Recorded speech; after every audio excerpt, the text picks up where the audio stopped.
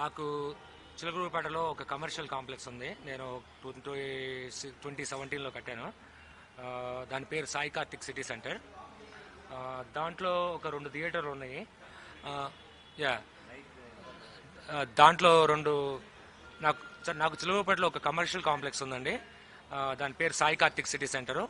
దాంట్లో 2 థియేటర్లు ఉన్నాయి, 2 ఫంక్షన్ హాల్స్ ఉన్నాయి, 2 ఫ్లోర్ల షాపింగ్, కింద విజయ డిజిటల్ అనే పెద్ద షోరూమ్ ఉంది.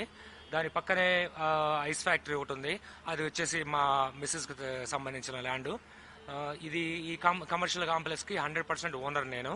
సో అయితే ఈ కొన్ని సంవత్సరాల క్రితం మా నాన్నకి అక్కడ కొంతమంది లోకల్ టీడీపీ నాయకులకి మధ్య కొంత ఫైనాన్షియల్ డిస్ప్యూట్, అప్పుల విషయంలో ఏ గొడవలు ఉన్నాయి.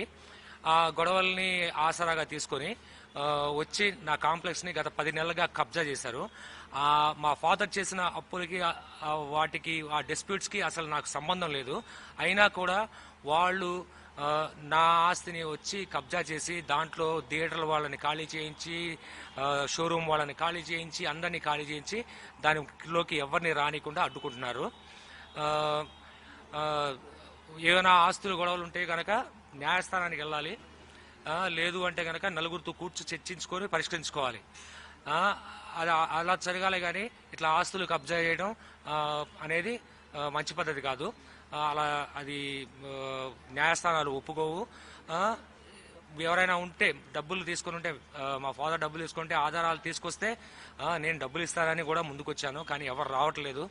అందులో మా ఫాదరు ఒక 97 లక్షలకి మా మిస్సెస్ ల్యాండ్ తాకట్టు పెట్టాడు. ఆ తాకట్టు పెట్టిన దానికి కూడా నేను డబ్బులు కడతానని కోర్టులో కేసేశాను. ఎవరైనా అప్పులు చేసి కట్టంరా బాబు అని కోర్టులో కేసేస్తారు, కానీ నేను ఇక్కడ అప్పులు కడతానని కోర్టులో కేసేశాను. అయినా కూడా వాళ్ళు ముందుకు రావట్లేదు. వాళ్ళకి ఈ తెలుగుదేశం పార్టీ అనుచరులకి, పుల్లారావు గారి అనుచరులకి, వాళ్ళందరికీ నా ఆస్తి కొట్టేయాలి అనే దాని మీద ఫోకస్తో నన్ను ఊళ్ళోకి రానివ్వకుండా, వస్తే గంజాయి కేసులు పెట్టి అరెస్ట్ చేస్తామని బెదిరిస్తున్నారు.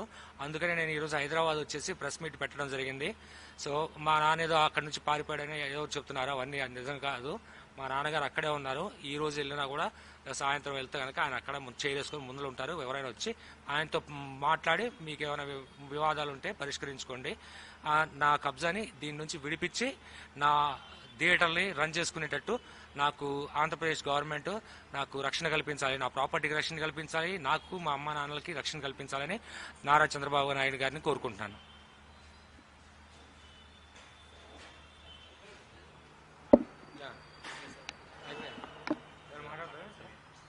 ఏం మాట్లాడలేదు, అయిపోయింది.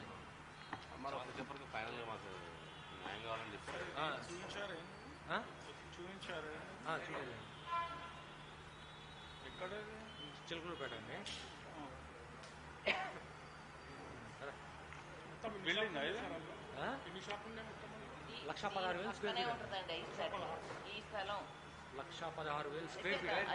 పట్టుకోండి ఒకసారి, పట్టుకొని మాట్లాడు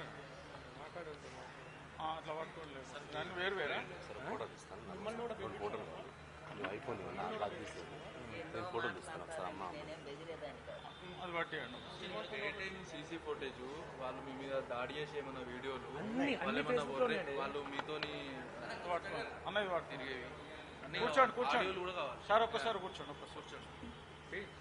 మొత్తం ఫేస్బుక్లోనే ఫేస్బుక్లో కొన్ని ఉన్నాయి. నాకు షేర్ చేస్తే నేను అమ్మాయి ఇట్లా